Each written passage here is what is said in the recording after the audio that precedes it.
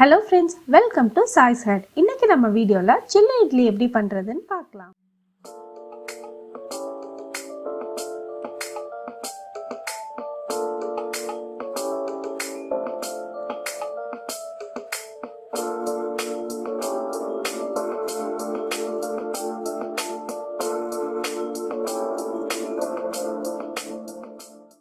First இட்லியை இந்த மாதிரி சின்ன சின்ன பீஸா கட் பண்ணி எடுத்து வச்சுக்கோங்க.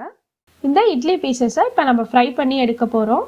இது நல்லா கோல்டன் ப்ரௌனாக ஃப்ரை ஆகணும். அந்த அளவுக்கு வந்தால் தான் நல்லா கிறிஸ்பியாக இருக்கும். அந்த மாதிரி பொரிச்சு எடுத்துக்கோங்க.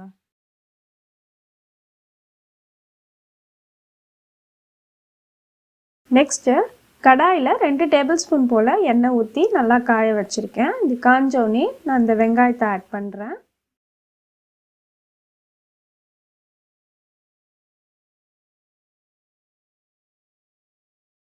பச்சை மிளகாய், கருவேப்பிலை. வெங்காயம் ரொம்ப வதங்கணும்னு அவசியம் கிடையாது. கொஞ்சம் க்ரன்ச்சியாக இருந்தால் தான் நல்லாயிருக்கும். அதனால் லைட்டாக வதக்கி விடுங்க போதும். அது வதங்கினோடனே இப்போ தக்காளி சேர்த்துடலாம்.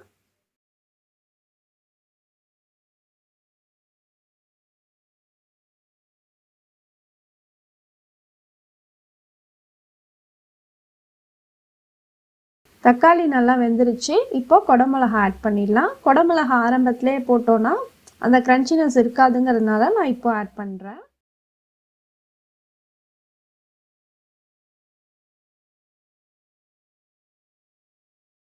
எல்லாத்தையும் நல்லா வதக்கியாச்சு. இப்போ மிளகாய் தூள் சேர்த்துடலாம். மஞ்சத்தூள், மல்லித்தூள், உப்பு இதெல்லாம் சேர்த்து நல்லா திரும்பியும் வதக்கி விடுங்க.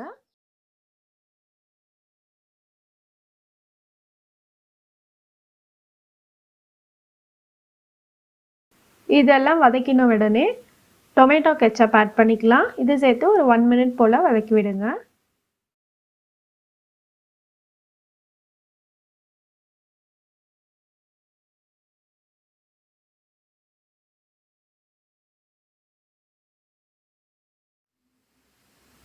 நெக்ஸ்ட்டு நம்ம ஃப்ரை பண்ணி வச்ச இட்லியை இதில் சேர்த்து நல்லா மிக்ஸ் பண்ணி விட்டுடலாம்.